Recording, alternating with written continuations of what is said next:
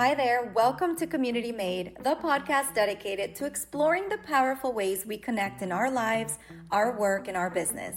I'm your host, Ingrid Zapata, and in each episode, we'll dive into genuine conversations that shape our sense of belonging, offering insights and real stories about building meaningful communities in life, in business, online, and offline. Let's grow! Beth Thornton is the founder of Thornton Advisory Solutions and creator of CS Thrive, a community built by and for customer success managers. With 18 years of experience in customer success, Beth has led teams in healthcare, SaaS, and startups, helping organizations reduce churn, drive expansion, and scale customer success programs from the ground up. When she's not advising or coaching, you'll find her building resources for the CS Thrive community, speaking on the future of customer success, or mentoring the next generation of CSMs. Hi, Beth. How are you? I'm good. How are you? Doing well. Can't complain. I'm so happy that we're chatting today because you and I connected a couple months ago. We were talking about the community that you were building, and I just want to jump right in. And I want you to tell me more about what's going on. Tell me about the community for those that might not know what you're building with CS Thrive, but everything. Let's start at the very beginning. CS Thrive is the name of the community. It is a community for customer success managers by customer success managers. And if you're not familiar with a customer success manager is, it's basically the person in more of a SaaS or tech company that does everything post sales and is responsible for the relationship post sales. It's very much like an account manager. So oftentimes those individuals, they're the boots on the ground, communicating with the customer, all of the good and the bad, and need a little bit more support. But it can be intimidating, especially when you're first starting out, to go ask for support from your peers or from, your leadership. So it was built with the idea of like you could go and talk to other CSMs and get advice, all keeping your company anonymous, keeping your client anonymous, but get advice for certain situations while also having access to some educational materials, some webinars, things like that. So really just building this community of CSMs, customer success managers, that are there for one another as a circle community. But after talking with you, I decided I wanted to build it more organically. And I really use LinkedIn as my platform for talking about customer success. And so it just made sense to create a community within LinkedIn to get CSMs in there and talking with one another.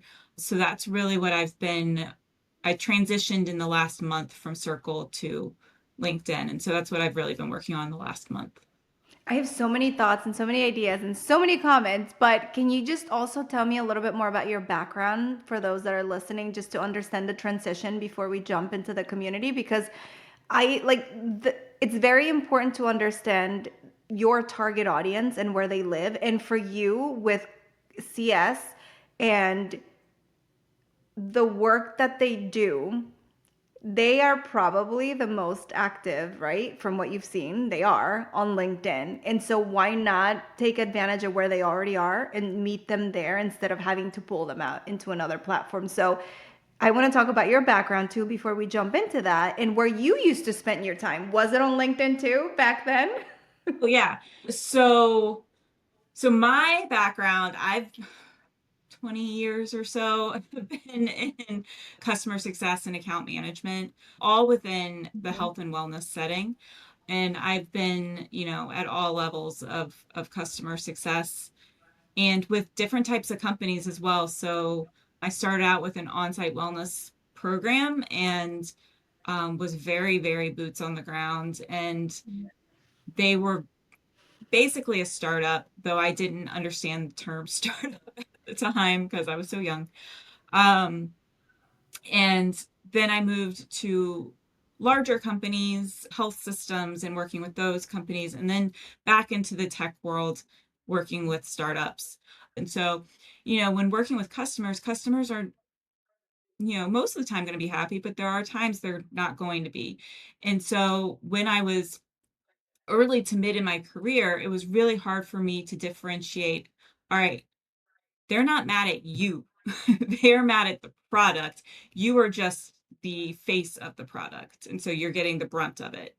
Yeah. And so it was really, really hard for me to separate that self. And I found myself getting a lot of stress and anxiety because of it. And I would turn to my peers. I had former coworkers that I would turn to and talk with. I had former leaders that I would turn to and talk with. But, sometimes it's still very embarrassing to put that out there. So I would go look in different CS communities on LinkedIn, Facebook. But what I found was that there's a lot out there for leadership, but there's not a lot out there for boots on the ground. And I kept thinking to myself, all right, this is definitely something that's needed, but someone will create it. Mhm. Um, and then in January of 2025, the startup that I was working for went under, and I found myself laid off and with plenty of time on my hands. And so formed my consulting company. And while I was doing that, I was thinking about like what are my passions? And my passions are helping people thrive and CSMs thrive. And I was like, okay, well, why couldn't I build a community? At the time, I had been joining other communities and they were all on Circle. And so that's why I was like, oh, this could actually be doable and could be built. And so that's why I originally built it on Circle rather than, like you said, meeting people where they are. And rather than having to convert people and sign up for another platform, plus thinking about that a lot of there's been a lot of layoffs in the tech world. A lot of people are searching for jobs or needing help and support with that. Like, why not just go on LinkedIn and start the conversation and give people what I was looking for on LinkedIn but couldn't find, which was really that space to get some real answers. My favorite part in this whole story is always the I built what I couldn't find. Because these communities are lifelines in many different times in a person's life, especially when you're going through difficult transitions, like losing your job, for example, or being able to joining a new career, like whatever it is that you're going through, you can't do it alone. And so you built what you couldn't find. You brought people together. You pivoted, which is also music to my ears because I'm the queen of pivoting. Okay. And I love making people feel comfortable with the idea of pivoting themselves if they have to.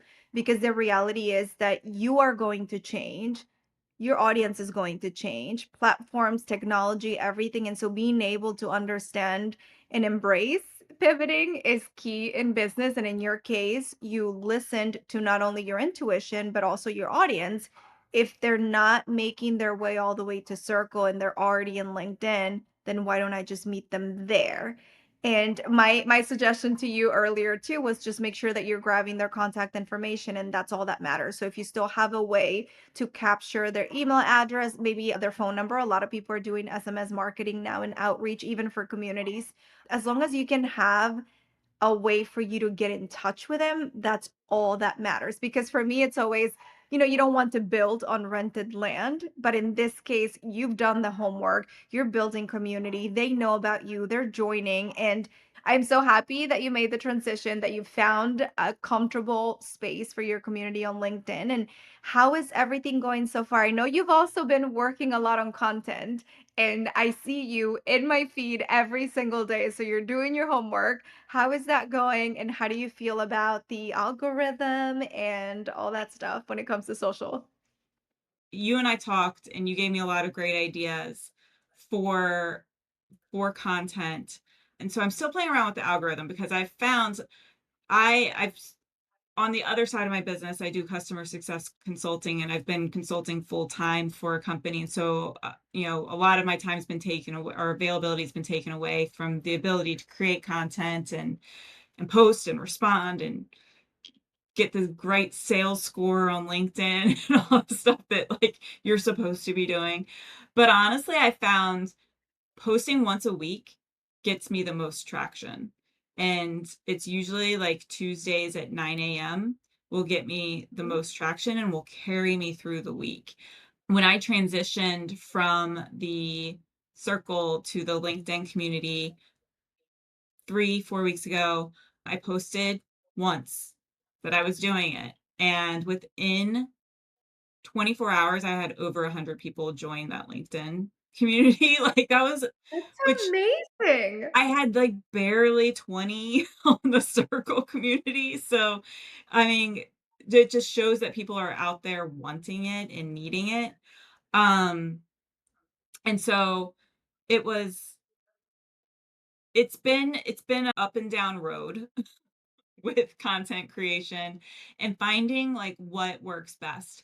You gave the great advice of always have a photo or a video with your LinkedIn posts, which like I kind of did a comparison and yeah, I so much more engagement when there's a photo. So I started doing Actually, I planned it. So I went on vacation for a couple of weeks with my family out of the country. So I knew I wasn't going to be posting. So I created a series of videos to be posted once per week and I scheduled those posts so that while I was out, they were posted. I didn't have to worry about it. Like I could go in from the app and comment if I wanted to. But that created a lot of engagement just having that done. So I've been trying to do more personal photos and videos. So, ChatGPT is great. It can help you create a lot of images and things like that. But where I see I get the most engagement is if it's a post about CS, but I just have a picture of me and my husband from vacation, like so much more engagement. It's nuts. But like, people want to see the real part of you as well as the business part of you. Like the whole person is what gets the engagement. So that's been something that I've realized over time.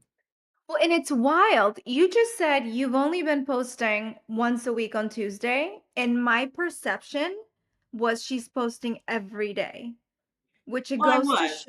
show, but it really goes to show how sometimes, like even now, when I go on my feed, like when I open up LinkedIn, I see people's posts from like 3, 4 days ago, a week ago. And a lot of people don't like that. I personally like it because we can't see everyone's content all the time. It's impossible.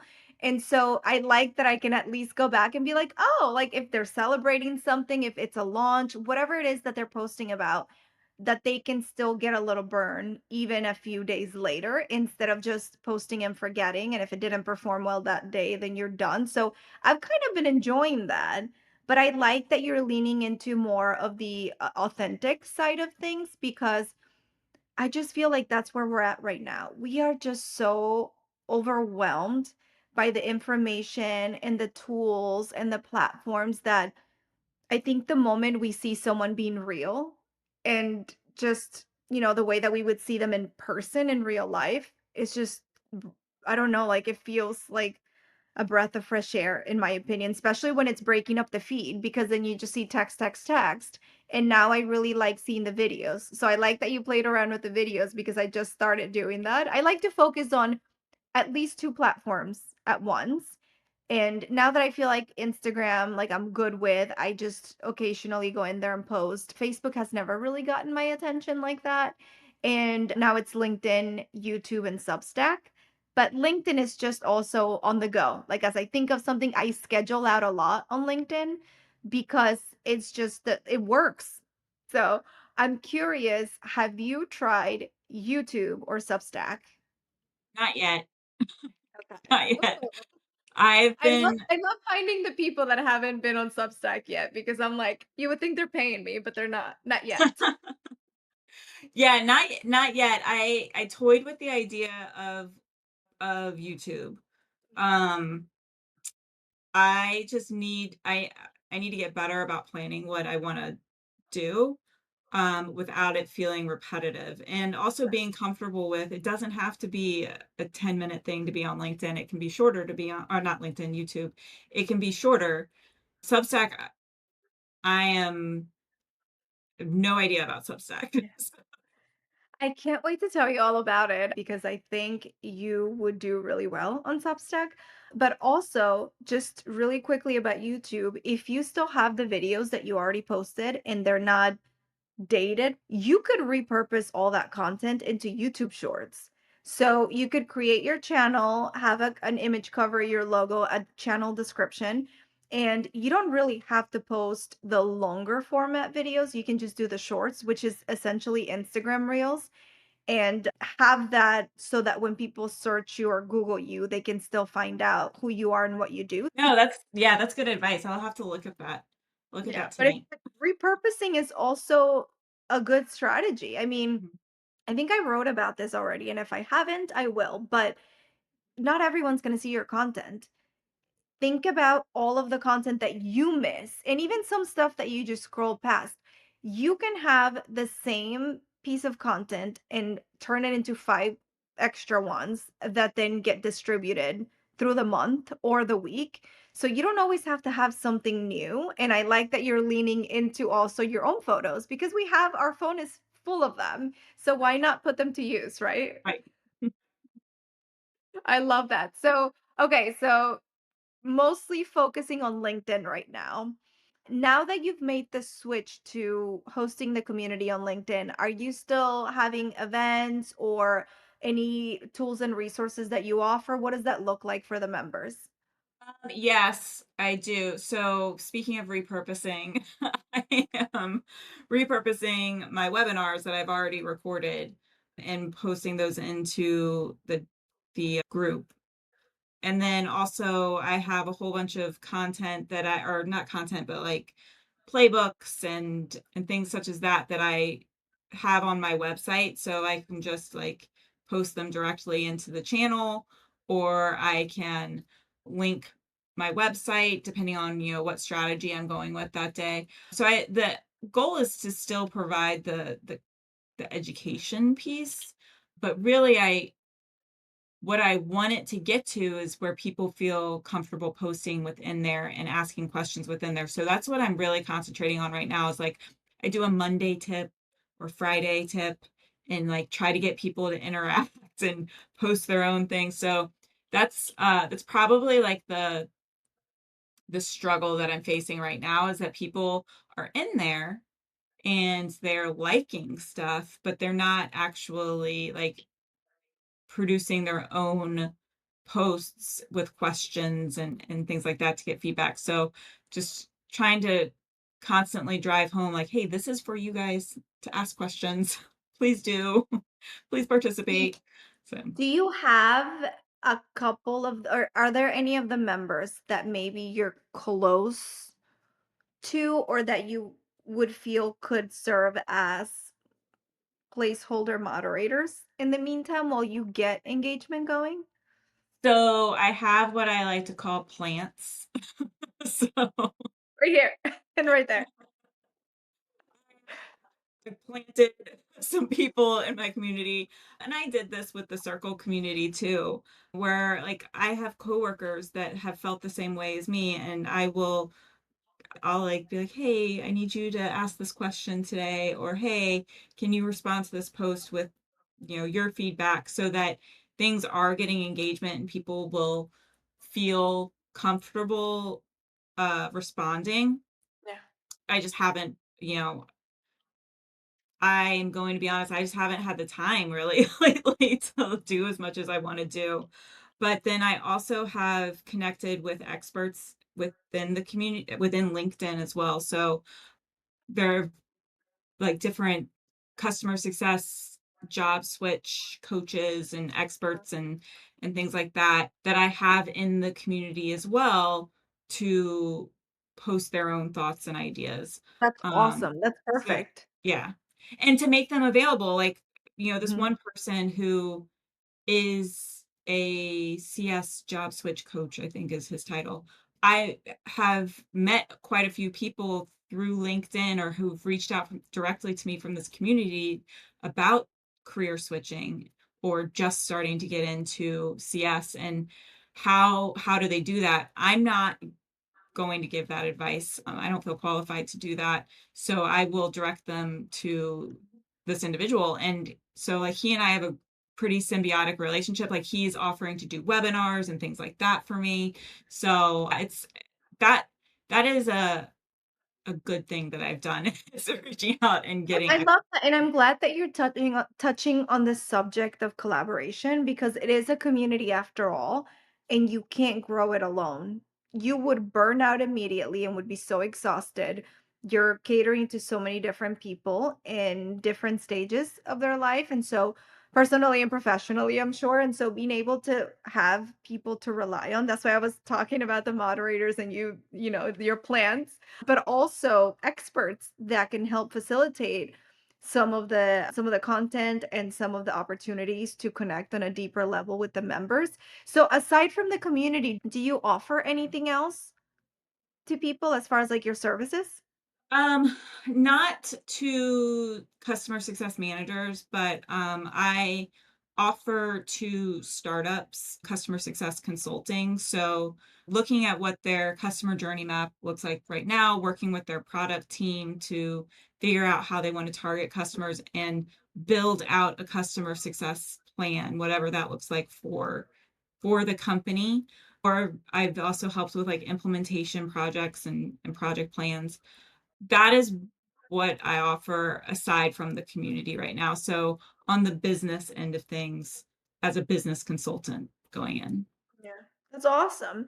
Now, what would you say for anyone who's thinking about maybe building a community or just gathering people for a specific shared purpose, but they don't feel like it comes easy to them? What would you say? First of all, I'm a complete introvert, like, which is There we go. weird to say as we're sitting here talking, but and being in customer success, but like I'm drained at the end of the day. Yeah. I mean, I would say don't worry about perfection, just do it. Like if you have an idea, just put it out there. If you're worried about it not being a success from the get-go, don't. It's easier said than done. Like, you know, if you have the idea, other people have probably thought of it too and just not followed through with it. So what you could do is workshop the idea. Like if you are active on something like LinkedIn, reach out to other people on LinkedIn who you see posting about the same type of subject matter, and don't care if they don't do or don't respond, or if they take a long time to respond. It's a message, and you're not selling anything. You're asking for someone's expert opinion, and most people will be like, "Oh, I'm flattered you're asking me." So, I mean, workshop it, but also like if you have an idea for a community, that's an awesome thing, and you are wanting to bring people together. And we're living in this time where it's bringing people together in a virtual space. You don't have to do live meetings. You don't have to be in front of people. Just put the idea out there and start gathering interest, I guess is what I would say. I love that. I think you're on point with everything. And I've been thinking this whole time, like I zoned out for a second because I was like, is the future of CSMs community support, community success, community I mean, service? I I can mean, talk to you about some stuff essentially, offline. when you actually think about it, the community is your customer and client base, and that's who you're supporting. So I feel like I am manifesting, visualizing a change very soon, and I want to hear your thoughts. um, yes, it is. It is. There are several platforms out there that are hiring customer success as their community managers, because customer success managers know how to react and respond and escalate. They also know, for the most part, what metrics are important and can give feedback on, okay, internally, we think these metrics are important to us, but externally, we're seeing the client wants to know Y and Z. Um, so yes, there are quite a few companies out there that are hiring CS as their community managers. Which is why entrepreneurship is like a direct link, in my opinion, to community building and community management. And we wear all the hats, customer success being one of them as founders and builders. And so it's also intertwined, and this is why I feel like community is such a organic way to grow your business and your personal branding, because it is because of those people that you're able to do the things that you're doing. So I'm glad that you're noticing that there's already organizations out there leading in this way. I feel like my only worry is that the role of actual community building, community management will get tacked onto another role. And that's where it's like, when they want to hire a social media manager but also a community manager. And it's like, this is just completely different. Could I do it? Yes. Do I want to? Probably not, unless you're willing to pay me the two salaries for the two roles. And so that's where things will get a little interesting. But yeah, I love that you're noticing that. Yeah, I think that, you know, what will end up happening because, if more communities, because customer success is really more like a B2B than B to, so business to business versus business to customer.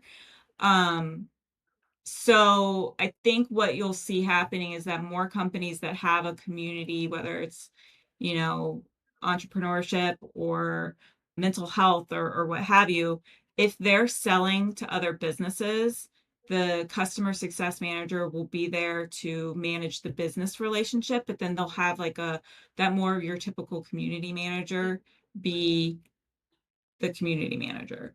I And love maybe that person will live still under the CS umbrella, but they'll be more individual facing, whereas the CSM will be more business facing. Um, I was going somewhere with that and I forgot what I was going to say. Oh, but I think I remembered. But I think the reason why companies that are currently B2C are looking at customer success managers for that community manager piece is because of the relationship skills and the response time needed and the escalation paths, like I mentioned, and just being able to wear all the hats because CS wears all the hats. So wait, what tips would you give to founders that, like we do wear that hat? And so I don't even know what I'm trying to ask, but when it comes to customer success, whether product based or service based, what advice do you have for those early stage entrepreneurs jumping into something right now? Yeah, clearly define your customer, clearly define the product that you're selling your customer, and not only know like how you're getting your customer in that first time, but how are you going to keep them coming back? What does it look like? What does first usage look like? What does the next usage look like? And what's the time in between that? And how are you measuring that as a success? And then also, this is the product that you're offering, but what are future enhancements and how are those going to be made available to your customer or upsold to your customer? So it's really like that that customer journey is very, very important to look at. And not only through the use of your product, but also what is your customer doing on their end to signal that they want to keep staying with you and keep valuing your product. So Mhm. I'm a huge person on metrics, like measuring. Yeah. Because if you don't have the numbers to back you up, like what are you doing? So as a startup, as a founder, if you're trying to go get funding, what are you showing to the investors that not only how are you selling, like that's a sales thing, not the product, that's a product thing, but how are you keeping the customers that you're selling to? And what does their life cycle look like with you? Mhm. That's forgotten. Almost every pitch deck, like that piece of it is not as important as the sales or the product, but that is going to be very important to the investor. That's a great tip.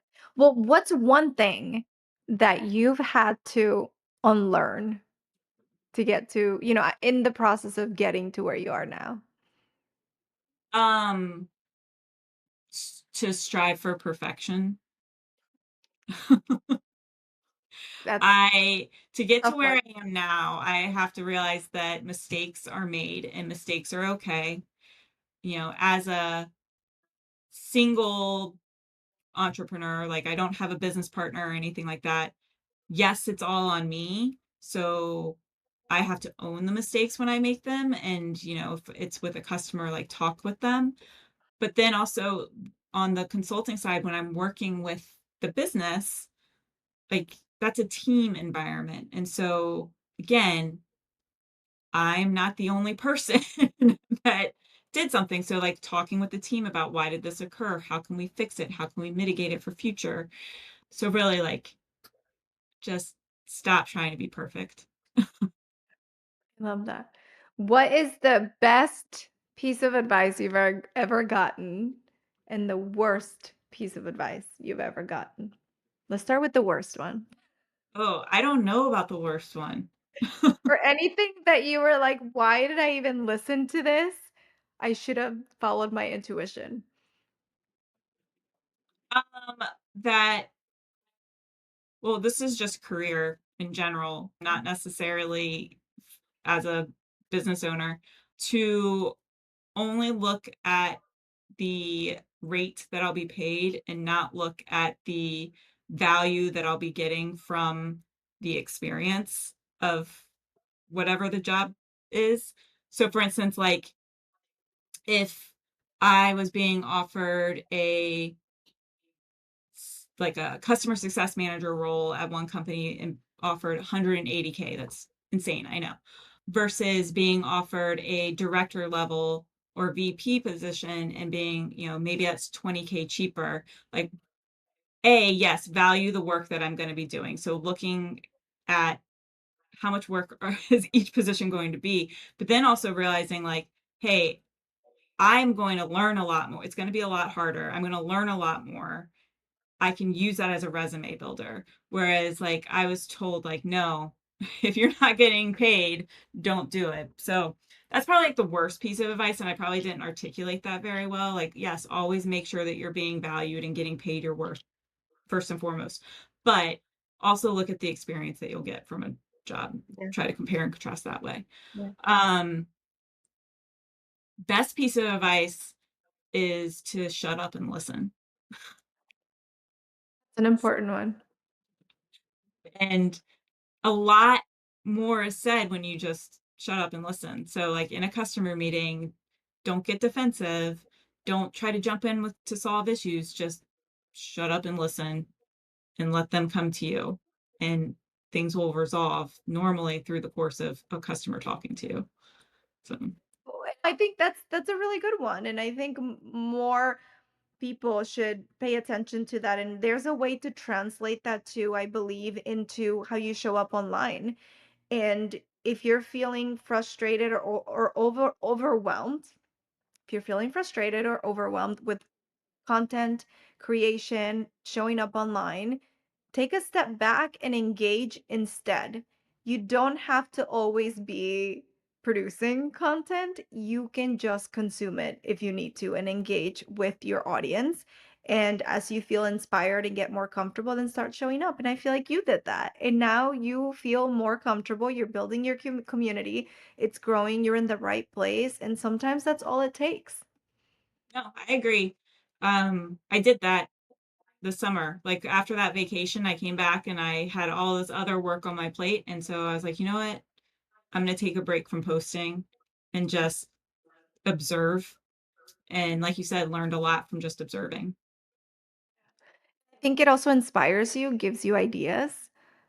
We're always on the go, go, go, go as entrepreneurs. And then we have to create, and serve, serve, serve. Like we're just always on that. Sometimes just pausing and stepping back is what can give us exactly what we need. But as you think about the future, not just, in your community or your advisory work, but just in general, where do you see, yourself in the next year? And what are you trying to accomplish? Is there anyone that you're looking to partner or collaborate with? Any goals that you have in mind?